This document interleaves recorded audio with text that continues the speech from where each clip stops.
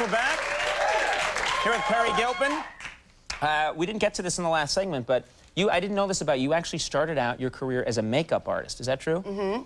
How long ago was this? This was about 10 years ago, and I actually went to school in London for a while and studied acting. And when I came back to Dallas, I wasn't sure whether to go to New York or LA, and so for a while I kind of veered off in this direction of makeup. And what did you learn? Did you learn, you know, can you do the really cool special effects stuff where someone looks horribly burned? No, I didn't learn any prosthetics.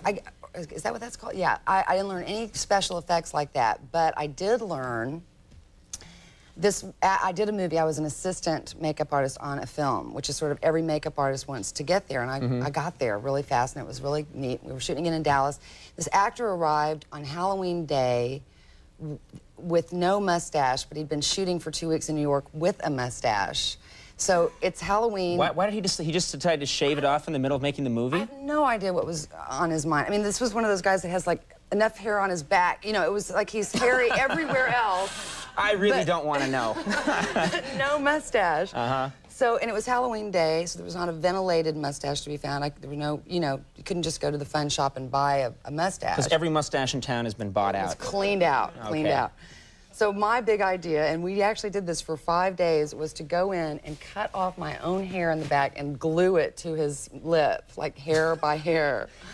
Did that look, just a big hanky, your hair was hanging off his face? No. Good makeup artist, really good. No, wasn't that incredible and unimaginative? Why didn't you cut off some of his back hair? You know, I thought about it, but it... I don't think that would have had the desired effect. Ah, okay, all right. No, it wouldn't have looked nice. So am I to understand, were you actually a good makeup artist then? Probably not. I did leave the business, but I was determined. You weren't forced out of the business. No, well, we don't. After the whole, I've got an idea, I'll just cut off a big hank of my hair, slap it on your face. That wouldn't have matched the rest of the movie at all. Like, so half the movie, he looks one way and then suddenly he's got your hair all over his face? I imagined, I didn't cut it off like that. That's what I'm imagining. I didn't do okay, that. That's what I'm imagining. I just cut off little tiny bits of hair and made them really short and then glued them on, and then I had to trim it. Oh. You know? I mean, I crafted it. You crafted. I did. You're a craftsman, a very serious craftsman. 3 hours. Well, the good thing now is you're on Frasier, all right? Thank God. That's the important thing. Right. You're not gluing mustaches to people anymore. Did, you guys, I've actually done some work with some of the people in your cast. It's really a great cast you guys have. We had David Hyde Pierce here a while ago, and he was hysterically funny. I glue his hair on every night before the show. Oh, good. Boy, you're so dedicated. I'm handy. Yeah, you're very good at that. Did you, I'm curious, do you guys all get along very well? We really It seems like do. you'd be a happy bunch. We do, and we have from day one. From the first second that we all arrived on the set, we just hit it off. And I mean, it's not just that we hit it off as friends, but we wanted to have a good working relationship. And then the friendship came just immediately. Oh, that's nice. So much so that we have names for each other other than our real names. Cuddly names? What kind of names are you talking about? Well, we decided that we should name each other what we would be if we were the opposite sex. So, like, David Hyde Pierce is Karen, or Kay for short. Kelsey's Brenda. Jane is Hugh. And John, I almost said Martin, is Bernadette. Really? Wow. We do that here at the show. Do you? Yeah. What's your name? Me? I'm Jessica.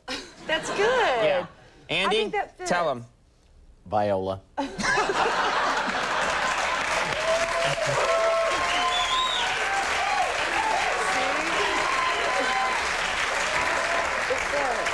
It's a really fun game. It's a fun game. Yeah, well, it's not a game for us.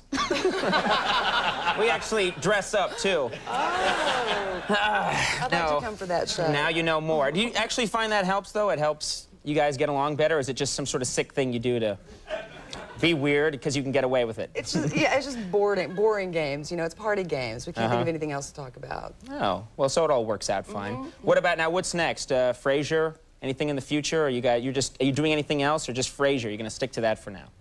Oh, I'm going to stick to Frasier for now.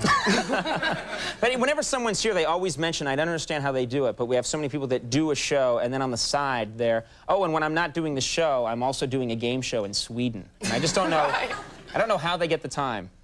I don't either. You're just going to stick to that one show. Well, I do have my shifts at the drive-in, but... Uh-huh. Right. And you're still working part-time as a makeup artist. Yes, I do that. With your special technique. Yes. And hanging out on Star Trek boats. Exactly. When you're not doing that. Exactly. All right, well, listen, it was very nice having you back on the show. It was nice to be here. Thank you. Yeah, thank you very much. Congratulations. Frasier, of course, ladies and gentlemen, is on NBC. It's Tuesdays at 9 p.m. Peri Gilpin. Folks, we'll be right back. Stick around.